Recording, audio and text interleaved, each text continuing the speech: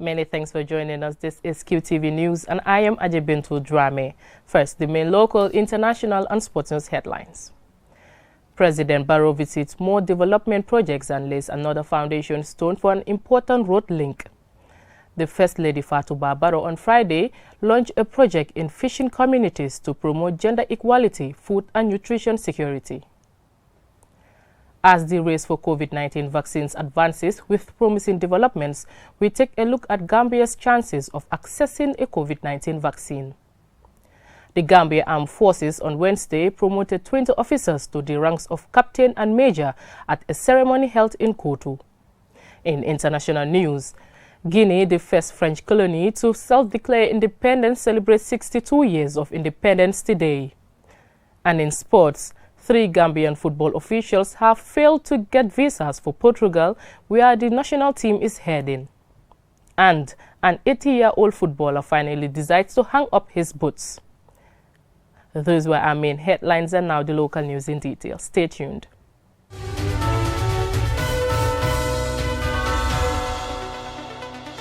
And now to local news. Less than a week after the historic laying of the foundation stone for the 88-kilometer Hakalan Road, President Barrow on Thursday laid another foundation stone for the construction of a 24-kilometer road linking Kir Ayib and Sinoba. The president also visited completed projects in the Lower River region and North Bank regions. Aliou Cisse is with the president and he now reports.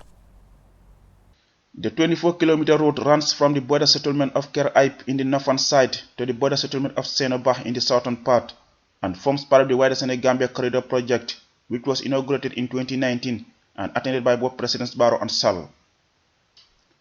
The road project, which is contracted to RSK, the same company which constructed the bridge, is jointly funded by the European Union, African Development Bank and the government of the Gambia.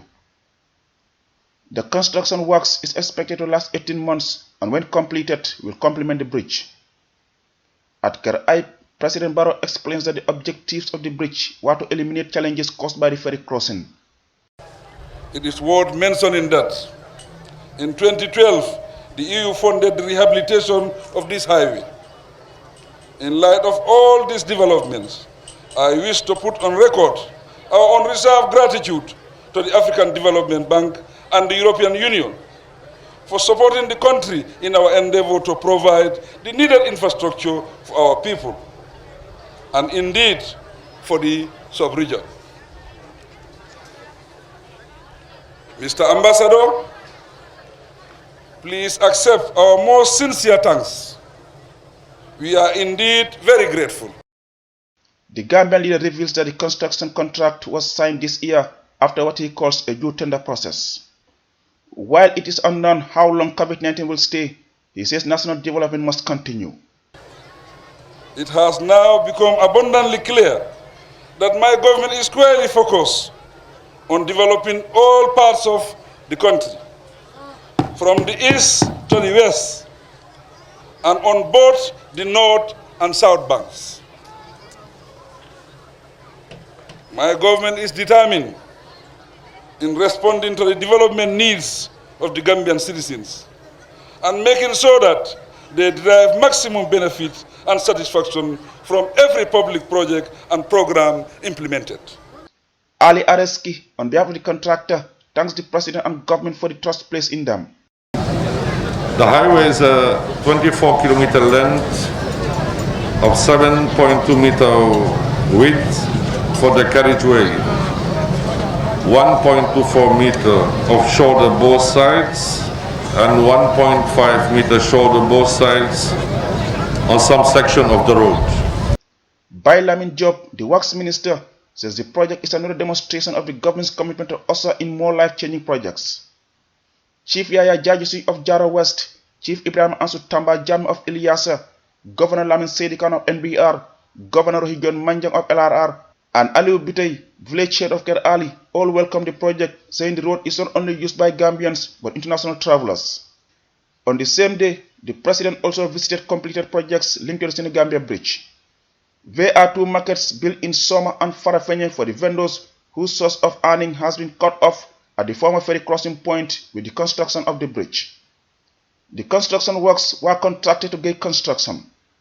In In a similar project, 2 tolling facilities by RSK Construction on both sides of the bridge in Bereto and Ginoy are also ready for use. On Saturday, the President will lay the foundation stone for the construction of the Basse Market to replace the one which was burnt in February this year. He will also assess ongoing projects in the URR, including the Basse and Fotodo bridges. The Ker Aib ceremony was greeted with the announcement that this group of young people claiming to be GDC supporters have changed allegiance to NPP. A similar declaration was expressed by the people of Brikamanding in CRR as they, like in other communities, lined the highway to welcome the President en route to his home village of Mankamankunda.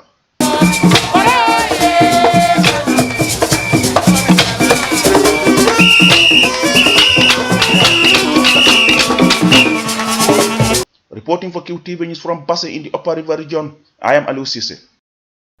The First Lady Fatou Barbaro on Friday launched Women in the Fisheries project for women in Burfoot, Tanji and Gunjur, with the aim of promoting gender equality, food and nutrition security for sustainable solutions during the COVID-19 pandemic. Babukasi reports. The food chain support for the women in the fisheries sector is a joint initiative between the Ministry of Women, Children and Social Welfare in partnership with the World Food Programme and the Red Cross, seeking to reduce the gender impact on women engaged in the fisheries sector. The project will see the construction of boreholes, solar panels, refurbishment of fish ovens, among others, in Tanjay, Gunjur and Burfoot fishing landing sites. At the launch, the World Food Programme Country Director Ms. Wanja Karia said the pandemic has brought hardship to the entire nation, but joint efforts can help change the hardship women and children are facing. On that day, I remember when we were listening to the women, what amazed me on that day was that the women, no group of women, not even one single woman, spoke up asking for handouts. They did not ask for money. And all the women wanted was just basic amenities and a conducive environment to improve their efficiency in production.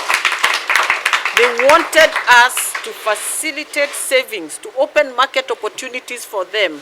I was deeply touched by this, and I have not been really able to sleep since. The Minister for Women, Children and Social Welfare, Fatou Kinte, said her ministry and the WFP officials took time to visit the fish landing sites to find out challenges women faced and how to address them. We have come at a time in development when nothing can be achieved in isolation. One must work with everybody else who has a stake in your work for you to be able to achieve your objectives. This project, which we are launching today, is not going to be implemented in isolation. We'll work with all partners who are relevant. It will not be only fish processing, no. We'll train the women in entrepreneurship. They will be trained in hygiene. They will be trained in health. They will be sensitized on all aspects of development. FGM, gender-based violence, child marriage, reproductive health, you name it. The women representative, Phyllis Sarr, thanked the World Food Programme and the Ministry of Women, describing it as a promise fulfilled. The First Lady, Fatoumata Barbaro, said creating a conducive environment will motivate women to increase their productivity to supply both local and international markets. Women play an important role in ensuring food security, and fishing sector is just one of an example. There is an increasing national concern for the realities and challenges women have faced, especially in the fishing and agricultural sectors. The government of the Gambia, through the Ministry of Women, Children and Social Welfare and WFP, will continue to work together to address some of these challenges, which are also critical in fighting hunger and poverty. Other speakers included Alassane Senghor, the Secretary General of the Gambia Red Cross Society, who on behalf of the Red Cross expressed readiness to join the government and World Food Programme in implementing this project. After the event, the First Lady inspected the fish smoking and drying sites in Tanjay Beach to have first-hand knowledge of some of the hard conditions women faced. The project will also install cooling systems, running water installation, water septic tanks, among others for the women. Babukarsi, Qtv News. As the race for COVID-19 vaccines advances with promising developments, Global health organizations have been advocating for joint efforts towards fair access and distribution of successful vaccines around the world, with at least more than 170 vaccines on trials. The main concern has been whether low-income countries stand the chance to benefit. QTV's Pumudulamin Choi has been tracking progress and Gambia's chances of accessing a COVID-19 vaccine. More in this report. The World Health Organization has not yet licensed or approved a vaccine, but what is evident is that there has been a global race to find one, which might be successful late this year and widely available by mid-2021. More than 170 vaccines are undergoing trial, out of which 142 are at the preclinical stages, 29 at phase 1, 18 at phase 2, and 9 at phase 3, the last stage of the vaccine development process before approval. In the coming months, we all hope to have good news about a vaccine for COVID-19. But if and when we have an effective vaccine, we must also use it effectively. In time, as production increases, we want all people everywhere to have access to vaccines. Ahead of a successful vaccine, there is an already looming threat of a lack of fair access and distribution across the globe, what some are calling vaccine nationalism. It is a self-centered approach by countries towards vaccine access and distribution for their own people first, before anyone else. There was one pandemic in 2009 where there was a pandemic flu and the access to vaccines was a challenge, and it has delayed access to many countries because of that. So we have learned our lesson, and currently has actually put a partnership among different countries, and many, I think, countries have subscribed, over 70 to 80%. At least 156 economies, representing roughly 64% of the global population in total, are now either committed or eligible for the COVAX facility, with more to follow, all geared towards accelerating vaccine development and production, allowing fair access and distribution to countries regardless of their financial status. There is a very promising effort that's going on, and we are expecting all countries to have access to vaccines based on the criteria that will be actually agreed globally. And I think that will be not a concern for the Gambia, even or other countries that may not have the resources or that may not be doing any research on vaccines. The Global Alliance for Vaccines and Immunization is working in partnership with developed and developing country vaccines manufacturers like UNICEF, the World Bank, civil society organizations, and others to ensure access and fair distribution of 2 billion doses of COVID-19 vaccine to those countries in greatest need by the end of 2021. 64 high-income economies that have committed support to this initiative include 34 economies, as well as a joint effort between the European Commission, 27 EU member states, plus Norway and Iceland as part of Team Europe. Using vaccines as a global public good is in the national interest of each and every country. Vaccine nationalism will prolong the pandemic. Big nations like the UK as well as European Union, the Bill and Melinda Gates Foundation and Wellcome Trust have committed over $8 billion to finance access to COVID-19 tools dedicated to rapid development of new COVID-19 related health technologies like vaccine. The irony is that some of the world's countries most hit by the coronavirus pandemic, the United States, Russia, and India, have chosen not to participate in this joint initiative, putting their country's agenda first. Vaccine nationalism is a threat to a global fight against our common enemy, especially in a world that has become a global village. Mahmoud Lamin Choi, Qtv News. We will go for a short commercial break, and when we come back, the news continues with some local news. Do stay tuned.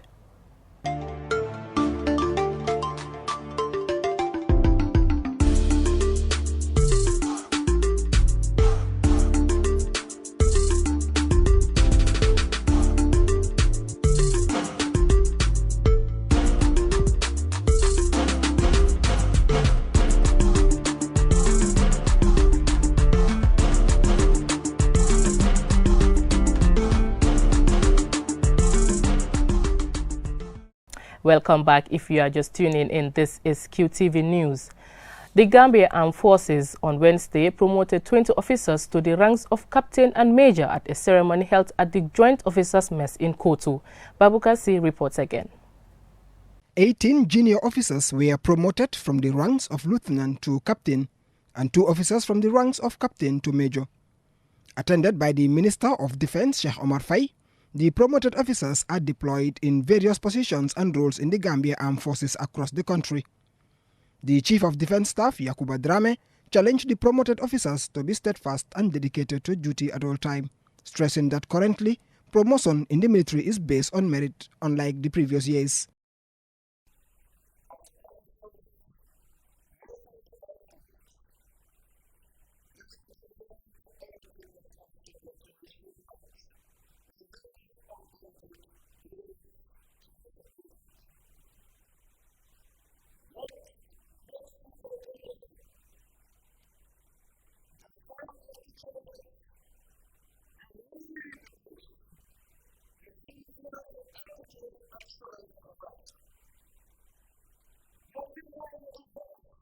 On behalf of the decorated officers, Major Lamin Jai thanked the Commander-in-Chief and the hierarchy of the armed forces for the trust bestowed on them.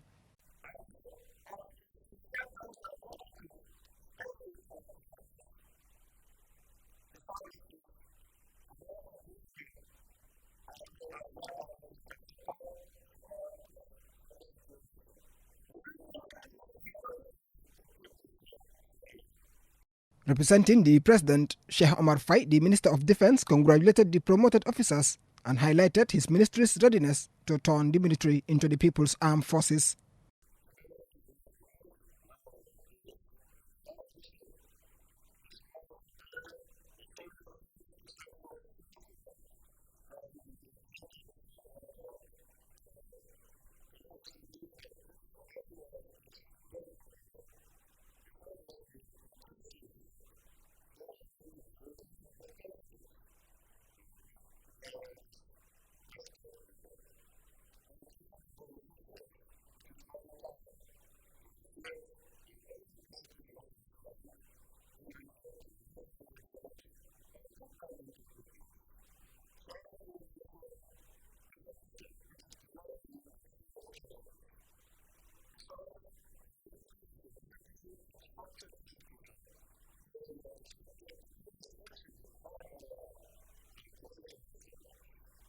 This year, 696 Gambia Armed Forces personnel have been promoted to various ranks, comprising 70 officers and 626 other ranks.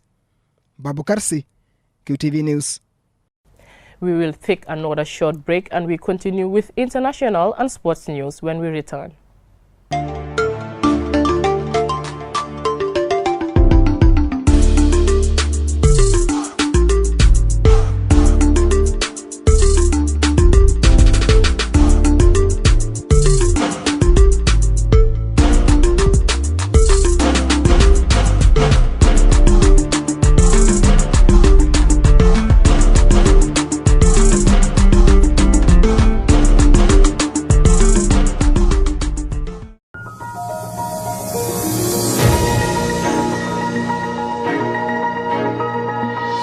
Welcome back once again, and now to international news. Today is the National Day of Guinea and marks the country becoming an independent republic on 2nd October 1958 from France. We take a look at its colonial past, political tension and civil unrest as the October 18 presidential elections approaches. More in this report. The independent Malinke state, ruled by Samori Touré, resisted the French military until 1898. And it wasn't until 1915 that the whole country was under French control. In France, the founding of a Fifth Republic was supported by the French people, while French President Charles de Gaulle made it clear on 8 August 1958 that France's colonies were to be given a stark choice between more autonomy in a new French community and immediate independence in the referendum to be held in September 1958.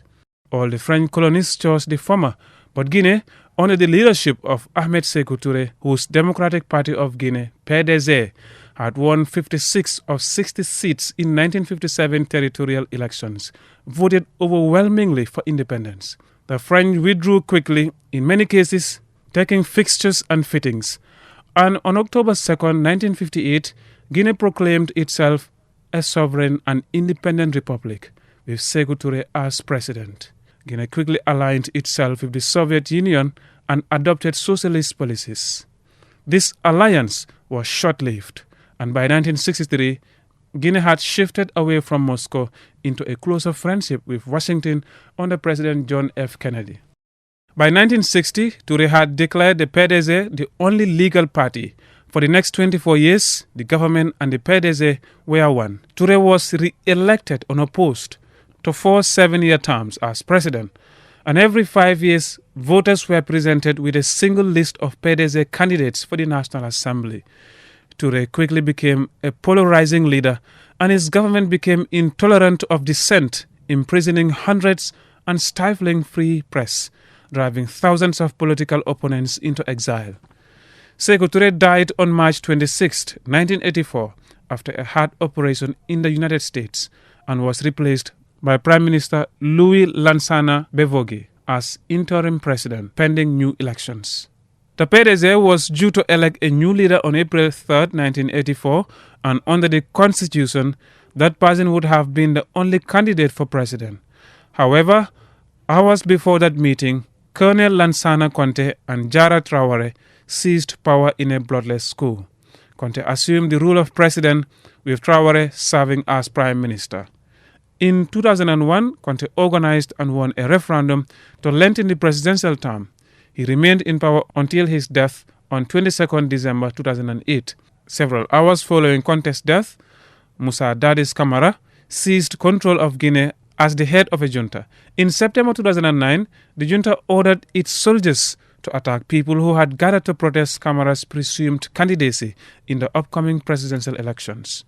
In 2012, President Condé postponed the elections indefinitely, citing the need to ensure that they were transparent and democratic. Amidst all the political tension, Guinea's governing party nominated President Alpha Condé 82 to stand for a third term, taking advantage of a new constitution to circumvent a 2-term limit on presidential mandates.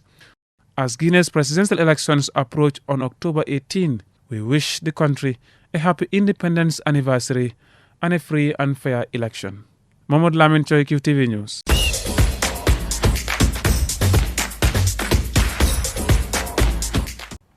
And now to some interesting sports news. The Gambia's training camp in Portugal have been dealt a major blow after their backroom staff failed to secure visas. The Scorpions were in the final stages of travel arrangements to play 2 international friendlies with Congo-Brazzaville and Guinea. Momodu Gajaga has more details. Scorpions coach Tom Saintfield has named a 25-man squad for his camp in Portugal. However, 6 of his backroom staff will not be taking part after they failed to secure visas. The officials include assistant coach Alaji Sarr, team manager Usman Chodrame, team doctor Palanding Jaju, fitness and conditioning analyst Rido Biden, kids manager Mustafa Kasama, and goalkeeper trainer Alaji Maron. According to the GFF, visas could not be secured for these people due to the COVID-19 restrictions. However, the backroom staff have been replaced with some staff due to perform dual roles. In a further setback, 3 of the players named in the squad are doubts due to visa issues.